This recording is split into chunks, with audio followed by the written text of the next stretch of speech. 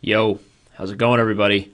This is International Master Daniel Rensch. This is Chess.com's YouTube channel, and this is another live sessions.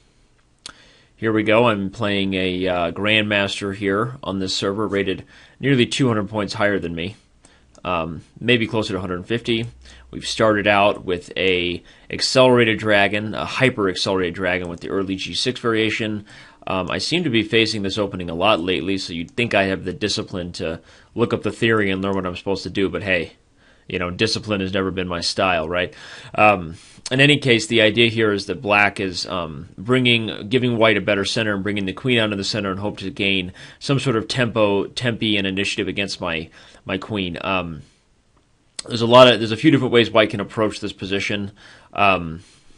I'm pretty sure that what I'm doing right now is actually theory, though I'm not 100% familiar with what happens next, to be honest with you. But I feel pretty confident that the moves I've played so far are theory, and though this is kind of a scary way for white to approach the position, it's an awfully aggressive way with castling long. The kings are on opposite sides of the board, so it's obviously going to create a sharp game. And already I have 2 minutes while my opponent has 2 minutes and 40 seconds, so this is going to be tough, and not to mention the fact that he's a grandmaster. So I'm going to develop and try to simplify some of the tactics here because I don't know this position so well. I want to trade off his bishop if I can. He declines that. He says, no soup for you.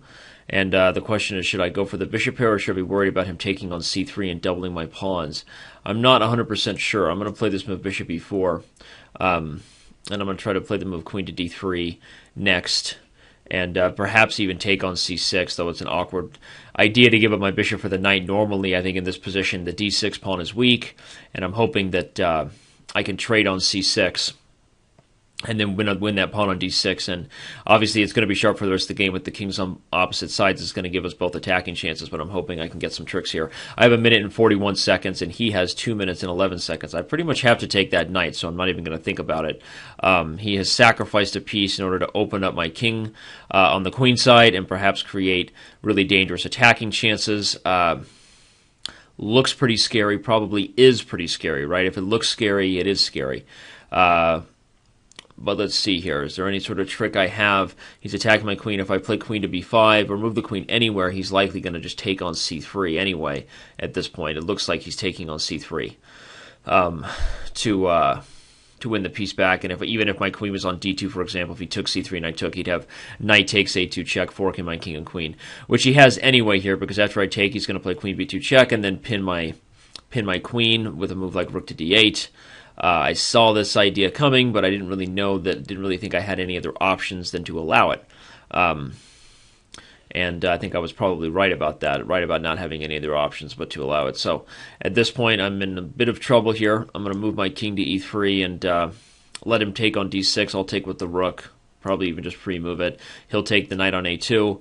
I've got a small amount of material for the queen, and after all, this is blitz, so I'm definitely going to keep playing this game.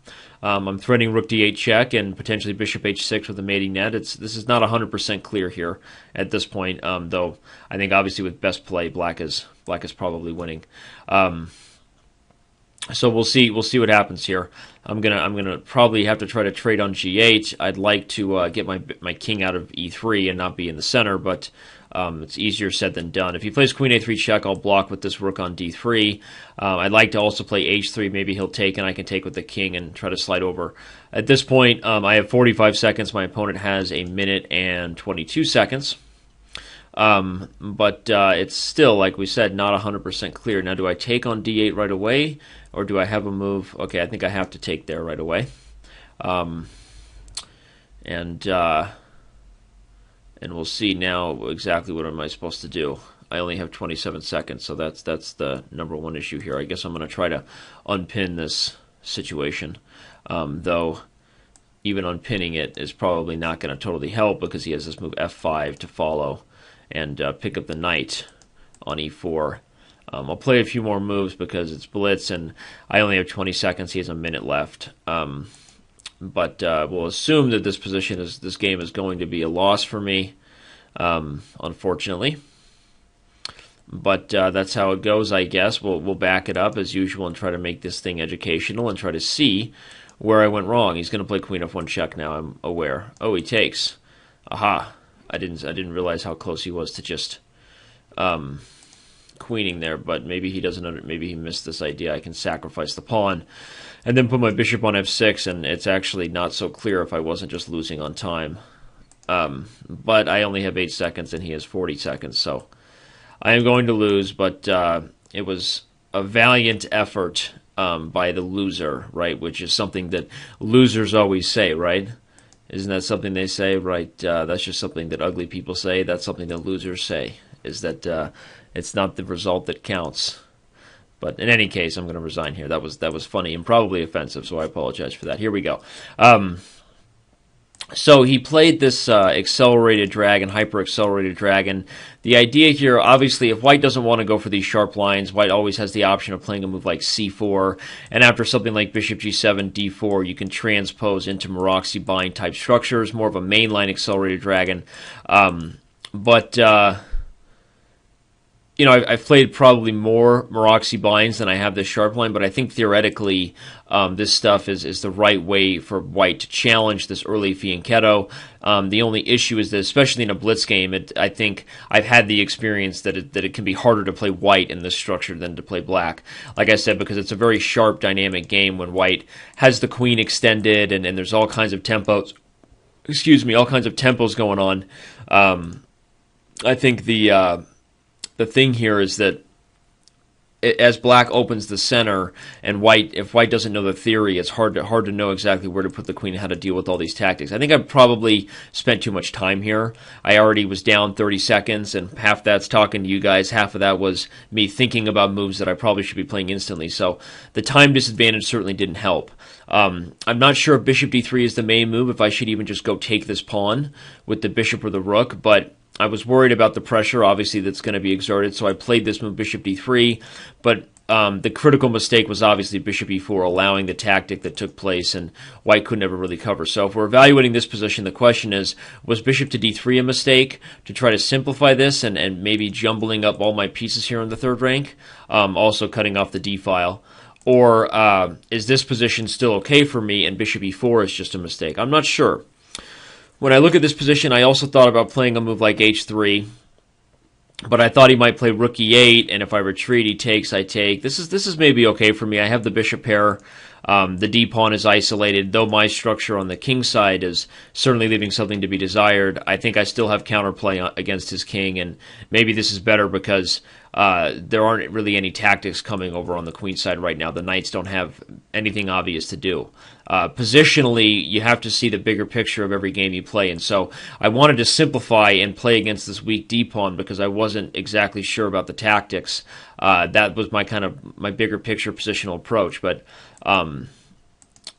maybe you know, trying to play that way, trying to play this sort of general intuitive positional approach and not being concrete about the tactics is the reason why I missed this sacrifice here on b2. Who knows? But again, if I play h3 and if they take right away and then take here, this is an interesting question as well, because here you have two bishops versus two knights. So in an open dynamic board, we have to like white's chances from just like the piece activity sense. But at the same time, my king is terribly weak, right? I've got doubled c-pawns. Maybe he even has a move like knight a4. But then I can play bishop c4, and this is strange, right? You've got two bishops, a weak pawn here, and potentially, you know, catastrophically weak dark squares on the king side, but this is a dynamic position. I don't know really what's going on here. I think if I can defend threats, then perhaps this is a better way to go than what I did. I was worried, if you guys remember during the game, I was thinking about him taking on c3, and as I said, not really familiar enough with the tactics here to figure that out. But I'm gonna look at this and learn this lesson and make sure I improve my approach for the future games against this line.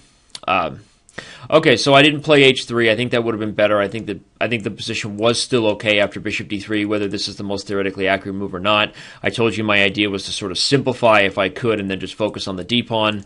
I think that move was okay even after bishop g4 if I had played it like this, from what I can see here. But the move bishop e4 was a blunder, and after he went for this tactic, much stronger than I initially realized, because after knight to b4, as I said, even if I defend the knight, actually there knight takes a2 followed by queen b2 mate is probably just as good as taking here and then forking my king and queen. So the position was already lost, I believe, and I took there. I saw this tactic coming, but wasn't much I could do, and eventually went on to lose this position with the king in the center being as big of an issue as the material itself. The king just is not safe enough. So, okay, an interesting game, fun live sessions. I hope you guys are enjoying the greatest show on the internet. I hope everyone's subscribing to our YouTube channel. And if you want more of these things, you know where to find us on our main daddy site, right, over there on Chess.com. So we're going to see you around. Hope everyone's doing well. Hope you enjoyed this video, and we'll see you around on Chess.com.